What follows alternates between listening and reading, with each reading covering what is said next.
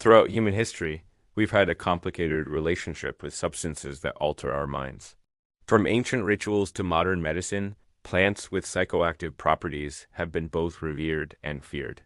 But how did some of these substances go from being common remedies or cultural staples to being labeled controlled drugs? Let's dive into the fascinating and often surprising history of drug control. For thousands of years, civilizations all over the world used plants like opium poppies, coca leaves, and cannabis for medicinal, spiritual, and recreational purposes.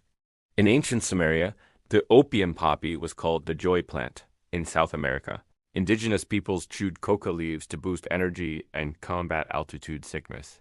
These weren't seen as social problems. They were integrated parts of life, medicine, and culture.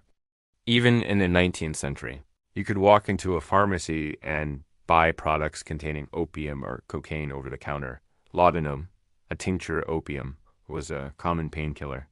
And yes, even the original Coca-Cola formula contained a small amount of cocaine extract from coca leaves. So, what changed? The shift began in the late 19th and early 20th centuries. A few key things happened. First, chemistry advanced. Scientists learned to isolate the active compounds from these plants, like morphine from opium and cocaine from coca leaves. Then they created even more potent semi-synthetic derivatives, like heroin from morphine. These concentrated forms were much more powerful and had a higher potential for addiction than the original plants.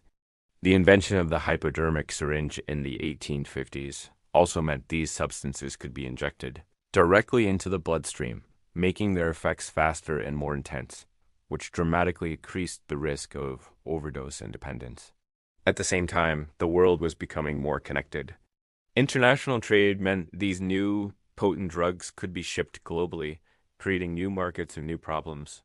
The opium trade, largely driven by Britain to force a trade balance with China, led to widespread addiction and what became known as the Opium Wars.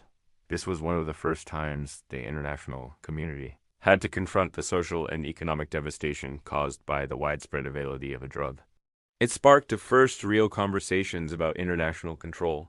These concerns weren't just about public health. They were deeply intertwined with social anxieties, racism, and politics. In the United States, for example, fear-mongering campaigns linked opium use to Chinese immigrants, cocaine to African Americans in the South, and cannabis to Mexican migrants. These prejudices were used to build public support for new laws. The narrative shifted from viewing addiction as a personal or a medical issue to seeing it as a moral failing and a criminal threat. This led to the first wave of drug legislation. In 1906, the U.S. passed the Pure Food and Drug Act, which didn't ban these substances, but required products to label their ingredients. People were shocked to learn that the soothing syrups they gave their children were loaded with opium. This public awareness paved the way for stronger controls. The real turning point was the Harrison Narcotics Tax Act of 1914. On the surface, it was just a tax law requiring anyone producing or distributing opiates and cocaine to register, pay a tax, and keep records. But in practice, it was used to criminalize possession without a prescription. Doctors who prescribed these drugs to people with addiction were often prosecuted, which effectively cut off medical maintenance and pushed users into an illicit market. This criminalization model quickly went global. The first international drug control treaty, the International Opium Convention, was signed in 1912 in The Hague. It was an ambitious attempt to regulate the global trade in opium, morphine, and cocaine. Over the next few decades, more treaties were signed, creating a complex international system aimed at limiting the production and trade of certain drugs to medical and scientific purposes only. This system was solidified after World War II with the creation of the United Nations. The 1961 Single Convention on Narcotic Drugs became the cornerstone of modern global drug policy. It consolidated all the previous treaties and created a scheduling system, classifying drugs based on their perceived risk of abuse versus their therapeutic value. This convention is why drugs like heroin, cannabis, and cocaine are internationally controlled today. The 1970s marked a major escalation in this approach with the launch of the War on Drugs, a term popularized by U.S. President Richard Nixon.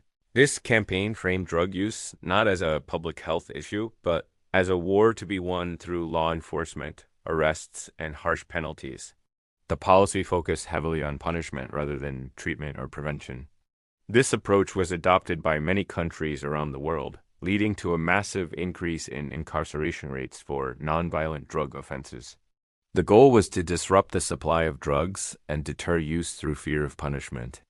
However, after decades of this war, many are now questioning its effectiveness. Critics point out that despite trillions of dollars spent and millions of people arrested, drug use rates haven't significantly declined. Instead, the criminalization of drugs has created a powerful and violent black market, destabilized entire regions, and led to mass incarceration that disproportionately affects marginalized communities. The focus on punishment has often stigmatized people who use drugs, making it harder for them to seek help for addiction. It also created significant barriers to scientific research on the potential therapeutic uses of these substances.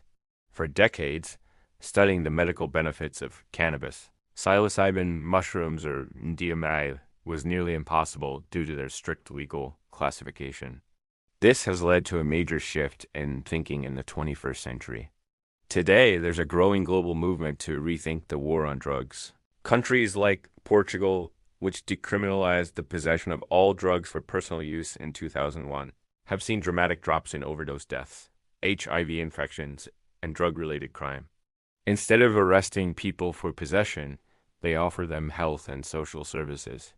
Other places, like Canada and several U.S. states, have legalized cannabis for recreational use, choosing to regulate and tax it rather than prohibit it. The conversation is moving away from a purely criminal justice model towards a public health and human rights approach. This includes harm reduction strategies, like providing clean needles and overdose reversal drugs, and expanding access to evidence-based addiction treatment. The history of controlled drugs is not a simple story of protecting people from dangerous substances. It's a complex tapestry woven from threads of medicine, trade, chemistry, social change, prejudice, and politics. It shows how our understanding of these substances and the people who use them has evolved dramatically over time. From the joy plant of ancient Sumeria to the global war on drugs and the modern push for reform, our relationship with psychoactive substances continues to change.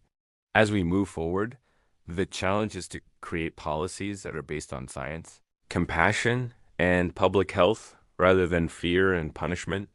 The story is far from over, and the debate about the best path forward continues to shape our world. Thanks for watching. If you found this history interesting, don't forget to like this video, subscribe to the channel, and hit the notification bell so you don't miss our next exploration into the stories that shape our world. See you next time.